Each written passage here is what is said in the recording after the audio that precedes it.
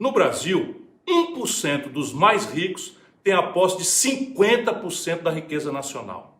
Apenas 5 pessoas, os dedos de uma mão, são donas de uma fortuna igual a tudo que os 100 milhões de brasileiros mais pobres e de classe média possuem. Trata-se da pior concentração de renda entre todas as economias mais importantes do mundo. Repito, a pior concentração do mundo.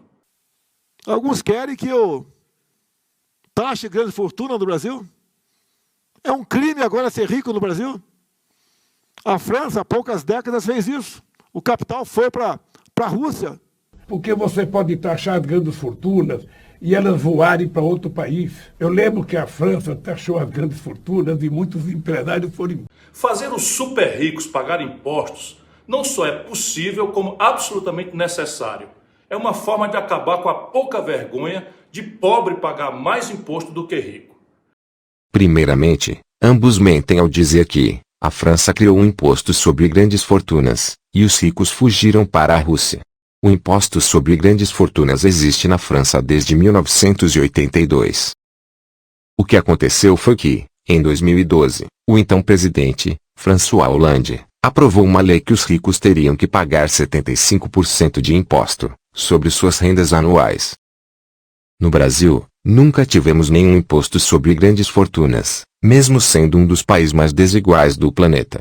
Porém, imposto sobre grandes fortunas não é tão eficaz. Portanto, a ideia do Ciro são outros tipos de impostos. Esse tributo chamado de grandes fortunas, o nome disso está errado.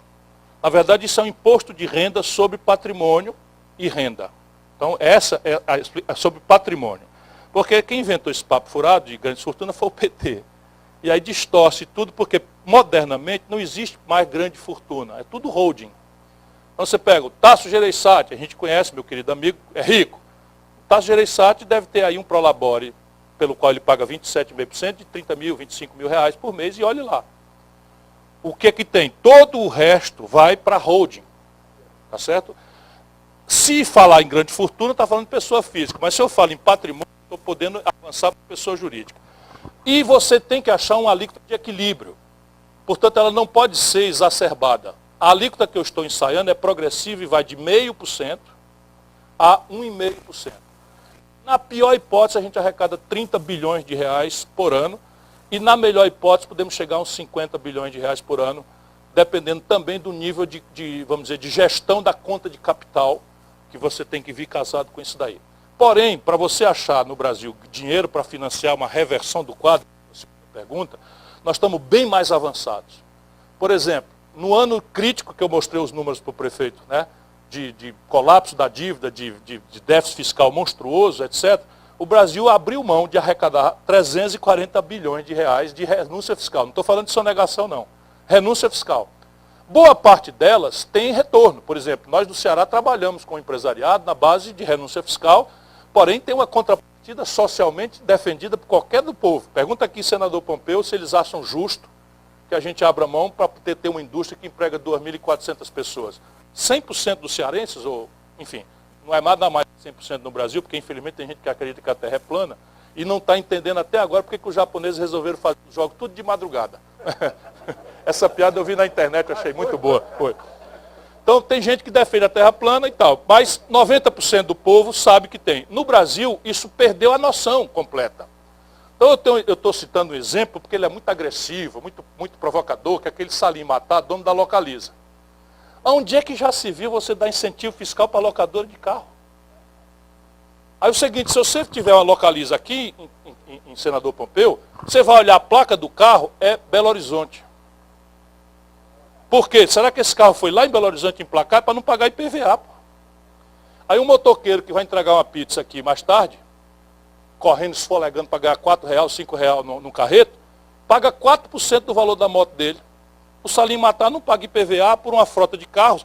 E o core business jurídico dele é a locação de carro, mas 68% do faturamento dele é revenda de carro.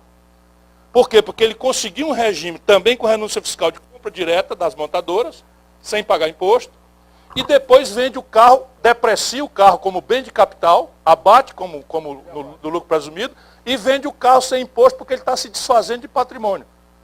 Percebe? Eu conheço aí onde é que eu acho 70 bilhões de reais de pente fino. Então veja bem, arrumamos 40, 70 está aqui. Progressividade do imposto de renda. Quando eu fui ministro da Fazenda, eu criei uma alíquota de 35% e combati a pejotização. O que diabo é isso? É aqui, o cidadão aqui em Quixeramobim, ou em Quixadão, ou em Banabuiú, ganha R$ 2.050, morre com 15% de imposto de renda na fonte. R$ 2.050, morre com 15% da renda dele na fonte. O William Bonner ganha R$ 1.300.000 por mês da Globo, paga 15%. E não está roubando, não. É a lei brasileira que permite que ele se apresente na Globo como pessoa jurídica. Aí, para a pessoa jurídica, neste caso, sendo claramente um trabalhador, embora muito afamado, eu cito ele como exemplo porque eu gosto de provocar o grande, para levar de volta nas costas. Então você tem que corrigir isso. Corrigindo isso, a gente acha aí mais desgraçadamente uns 50 milhões. Pergunto, para onde e como iriam fugir os ricos, já que todos os países com condições iguais ou melhores do que do Brasil taxam as grandes fortunas? Para a Estônia? Porque é o único país, por exemplo, além do Brasil, que não cobra imposto de renda sobre lucros e dividendos. Onde também os super ricos encontrariam melhores condições e melhores mercados? Gosto sempre de lembrar que quando fui ministro da Fazenda, cobrei impostos sobre lucros e dividendos. Na época, ninguém quebrou e ninguém fugiu do país. Mas depois, Fernando Henrique Cardoso e Lula revogaram a medida para beneficiar os mais ricos. Isso é um absurdo tão grande que agora até o Guedes, quase no fim do governo, está querendo cobrar. Imagina, até o Guedes. O Brasil também tem um dos impostos mais baixos sobre as grandes heranças. E Lula, que comandou o país por 14 anos e não mudou nada disso, vem de novo dizer que vai deixar tudo como está. Além disso, com seu argumento falso, dá munição para a defesa dos super ricos. A gente pode se indignar, mas não se surpreender. Basta ver tudo o que ele tem feito, tem dito e com quem tem tentado se aliar nos últimos meses. Ele não quer mesmo corrigir os erros e quer pecar igualzinho tudo outra vez. Ou seja, dá para virar o jogo. Dá para virar o jogo sem nenhuma dúvida, mas fácil de falar, mas politicamente o que acontece? Eu estou contando essa história aqui, todo mundo achou legal, simpático. Na hora que eu for propor isso lá no parlamento, nós vamos tudo para casa falar mal dos políticos, que só querem dinheiro para roubar e não sei o que e tal, e vem um discurso que o Brasil já tem imposto demais, que a carga tributária é muito alta e o pobre repete isso. Então é um trabalho grande da gente explicar para a população que não existe almoço de graça.